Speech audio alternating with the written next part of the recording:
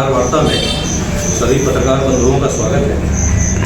मित्रों, भारतीय जनता पार्टी एक ऐसी पार्टी है जो आज विश्व का सबसे बड़ा राजनीतिक दल बन चुकी है, लेकिन भारतीय जनता पार्टी की स्थापना के पीछे और जो इतिहास है भारत का, उसमें आज हम यहाँ पर एक विशेष प्रयोजन से आए हैं, क्योंकि आज 25 जून का दिन है और इसको लोकतंत्र के इतिहास में काले दिवस के रूप में याद किया जाता है। क्योंकि 1971 में चुनाव में जीत के बावजूद इंदिरा गांधी के ने अनैतिक उपयोग करते हुए, साधनों का उपयोग करते हुए चुनाव जीता और उसके बाद इलाहाबाद हाई कोर्ट द्वारा उसे अयोग्य घोषित किया गया। और उस दृष्टि से उन्होंने अपनी सत्ता को बचाने के लिए, अपने परिवार को बचाने के लिए संविधान की हत्या करने का काम किया। जो बाबा साहब भीमराव अम्बेडकर जी का जो संविधान है, उसके अनुच्छेदों को तार तार करने का काम किया ताकि उनकी सत्ता कायम रह सके।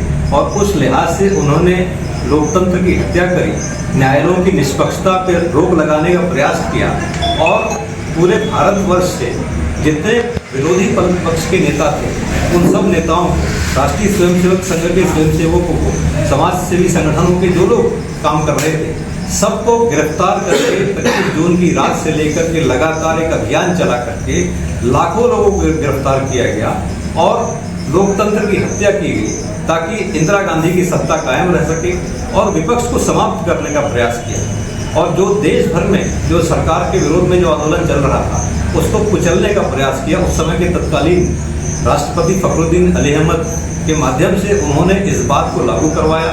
मंत्रिमंडल में चर्चा करना नहीं करना उन्होंने बहुत उचित समझा नहीं, और उसके बाद इमरजेंसी लागू की गई। और इमरजेंसी का जो अत्याचार है वो हमारी आने वाली पीढ़ी भी उससे परिचित हो, क्योंकि लोकतंत्र के सेनानी हर शहर में मौजूद हैं। हमारे डिंडोरी में कैलाश चंद जी जैसे सेनानी, यहाँ लोकतंत्र सेनानी मौजूद हैं, जिन्होंने 19 महीने कारागार में रह करके उनके परिवार ने किस तरह का त्याग किया होगा। ऐसे भारत में लाखों परिवार जिनके लोगों को बिना कारण के बंद किया गया, उनके ऊपर यातनाएं की गई, अंग्रेजों से ज़्यादा यातनाएं की गई।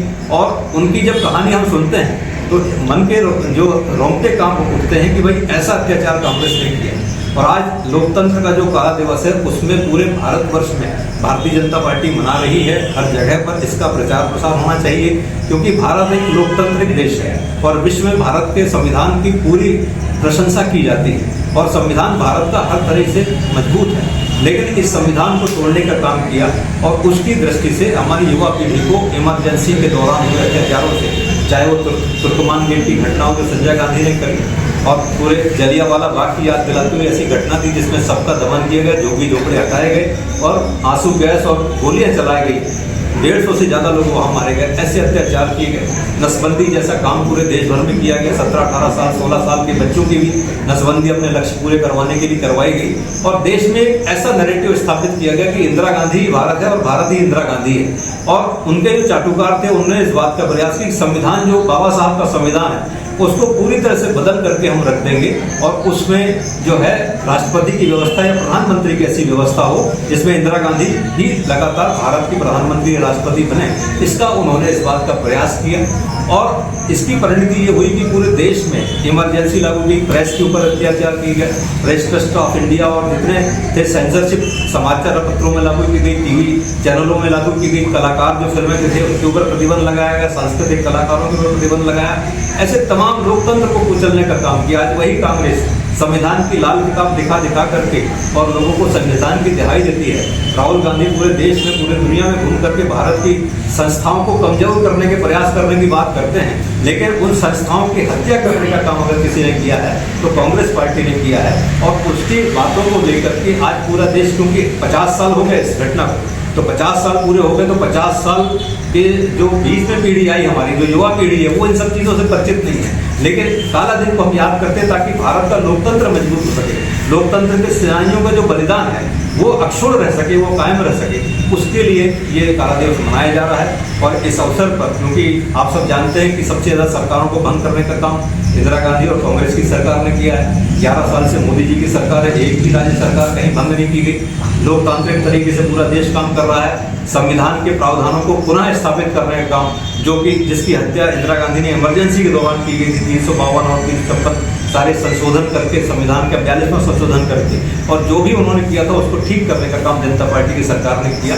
और जनता ने पूरा विश्वास व्यक्त किया। रायबरेली में हार हुई, कांग्रेस की बुरी तरह हार हुई और आज आप देख रहे हैं कि कांग्रेस की इन सब बातों की वजह से कांग्रेस धीरे धीरे गर्त पे जाती जा रही है। अभी गुजरात के चुनाव हुए तो आपने उसमें देखा, और देश भर में जहाँ दिल्ली के चुनाव हुए वहाँ कांग्रेस शून्य पर लगातार आ रही है। तो कांग्रेस अपना अस्तित्व मध्य प्रदेश में भी खोती जा रही है। 165 सीटें भारतीय जनता पार्टी के पास में 230 सीटों की विधानसभा में, और कांग्रेस धीरे धीरे करके यहाँ से भी विलुप्त होती जा रही है। और सत्ता की जिसको आदत पड़ी हो, ऐसी पार्टी ज़्यादा दिन तक बगैर सत्ता के रह नहीं सकती। सत्ता उसकी ऑक्सीजन होती है और सत्ता का दुरुपयोग करना उनकी आदत होती है। तो अगर ये 10 साल और सत्ता से बाहर रहे तो कांग्रेस का कोई नाम लेवा नहीं होगा, और कांग्रेस जिसने लोकतंत्र की हत्या करने का प्रयास किया है वो गर्त में चली जाएगी।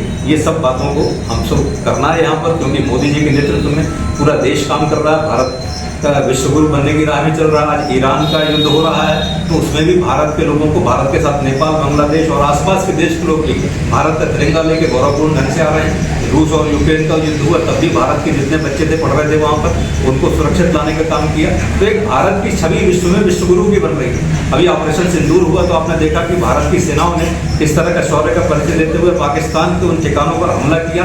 एक इच्छा शक्ति, दृढ़ इच्छा शक्ति, और सेना को जो अधिकार दिए मोदी जी ने, आज उसके कारण से आज भारत की सेना पूरे विश्व में अपने आप में छाई हुई है। और भारत के जो बने हुए हथियार हैं, पहले तो हथियारों की तस्करी, हथियारों की दलाली की बात करते थे, बोफोर्स जैसी चीज़ों की, और आज स्थिति है कि हम विश्व के 94 देशों को हथियार दे रहे हैं। भारत की ब्रह्मोस मिसाइल और तमाम जो हमारे रक्षा के अनुसंधान है वो पूरे विश्व में एक्सपोर्ट किए जा रहे हैं। ये भारतीय जनता पार्टी की सरकार है। तो भारतीय जनता पार्टी की सरकार संविधान का रक्षा करने वाली की सरकार है, भारत का मान बढ़ाने की वाली सरकार है, लोकतंत्र की रक्षा करने वाली सरकार है। और इस बात को लेकर के हम युवा पीढ़ी के बीच में जा रहे हैं और प्रदेश भर में और पूरे देश भर में इसके कार्यक्रम हो रहे हैं, और इसके माध्यम से लोगों के मन में जागरूकता पैदा की जा रही है ताकि हमारे लोकतंत्र की जड़ें मजबूत हो सके। और बाबा साहब भीमराव अम्बेडकर ने जो संविधान दिया है उसको हम अक्षुण्ण से कायम रख सकें। कांग्रेस ने समाजवाद, धर्मनिरपेक्षता जैसे शब्दों को जोड़ा जो कि बाबा साहब की मूल भावना के विपरीत है। हमारा संविधान में भगवान राम का चित्र होता था, हमारे संविधान में भारत की संस्कृति की खुशबू होती थी, सारे साधु संतों की, देवी देवताओं की और यहाँ की सारी बातें होती थी, उन सबको हटाने का काम किया। और संविधान की उस पुस्तक को नरेंद्र मोदी ने फिर अपने स्थान पर स्थापित किया उसी गरिमा के साथ में। तो हम चाहते हैं कि ये जो कार्यक्रम है लोकतंत्र के कुठाराघात के 50 वर्ष का, ये जन जन तक जाए ताकि हमारा लोकतंत्र, भारत का लोकतंत्र मजबूत हो सके।